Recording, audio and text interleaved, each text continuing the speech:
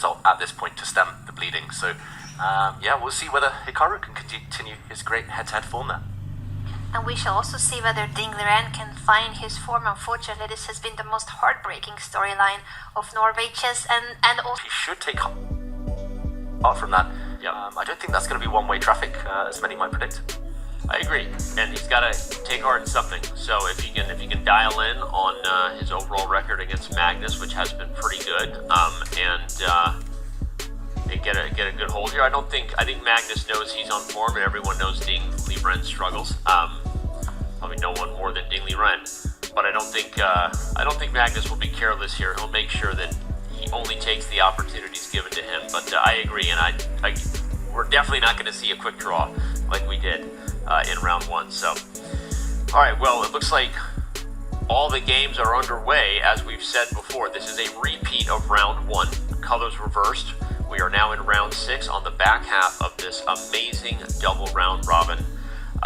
We do have knight f3 on the board by Alireza Firouzja, but not exactly a ready there with Carlsen. So just to shout out the inside the room conversation, Alireza Firouzja has come to this giant chessboard over here and played a practice game with his second, or done something that we've thought maybe was prep, like every day.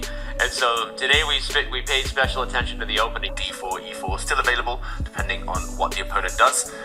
Ding took the center with D5, white fianchettos his bishop, and a few moves down the line, really interesting mind games here. Magnus pushes the pawn to C4, saying, okay, we might transpose to the Tarrasch if you don't kind of trade off or advance your pawn right now. If you continue developing, white could capture, push a pawn to D4 and try to change the structure. Ding says, okay, I'm feeling ambitious.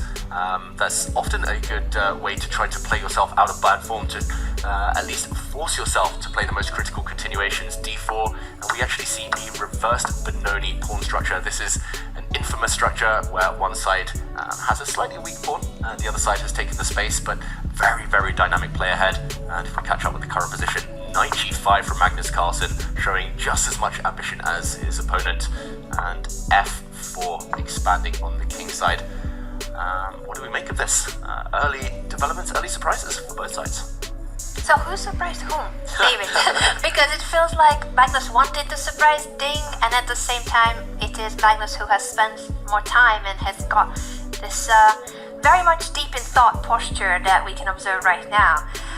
What does that tell us? That Ding may not have predicted this opening, but he was well prepared from obviously his own experience, his own home preparation for other games perhaps, or other tournaments.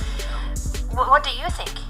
Well, I mean, knowing Magnus pretty well, these days he relies a lot on opening theory, maybe more than he used to back in the day when he was just getting a position, just playing chess, as they say, where he would happily play these long games. These days he freestyles a bit less in classical, at least, but knight f3 on move 1, g3 on move 2. I mean, I'm semi-retired. It's my favorite way of opening a game because you don't meet any kind of direct play.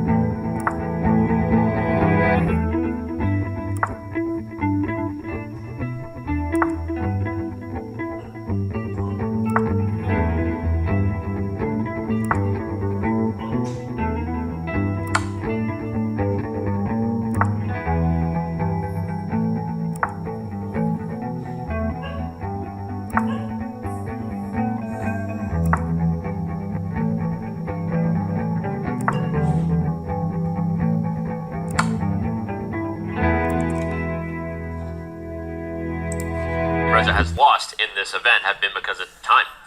But what happened here? Ding Liren blundered against Magnus Oh Carlsen. no, is that he the just checkmate resigned? on the board? Oh my gosh. Oh, Queen's... Oh my gosh. We were looking at it. No way. We were showing that this could happen, but he blundered it. The reigning world champion blundered. Queen takes h7. We had this tactic on the board 20 minutes ago purely for educational purposes because it was entertaining to show that this is the type of checkmate that the world champion would certainly never fall into. And it was also to highlight the key idea of why the bishop goes to d5, which you see Magnus did, put the bishop on d5, and then it happened. Gosh. This is unbelievable. I don't think even Magnus believes that it happened, even though like that was the threat, but he plays rook e4 because that's a strong move that will bring the rook over to the king side. He wasn't playing for this trick. You don't expect your opponent to blunder checkmate in 2 moves on such a high level. David, show us what happened. Wow, I mean, I'm a bit in shock, a bit speechless. I was actually going to say we should switch to this game because it felt like Ding was working his way back into it. It felt like he'd fought back into the position. But yeah, let's just highlight the last 3 moves maybe, because Magnus set it up. He started with, in this position, queen to h5. Black's queen retreated to the f8 square. One of many moves, and after rook to e4, I thought, okay, clearly White's intentions here are obvious.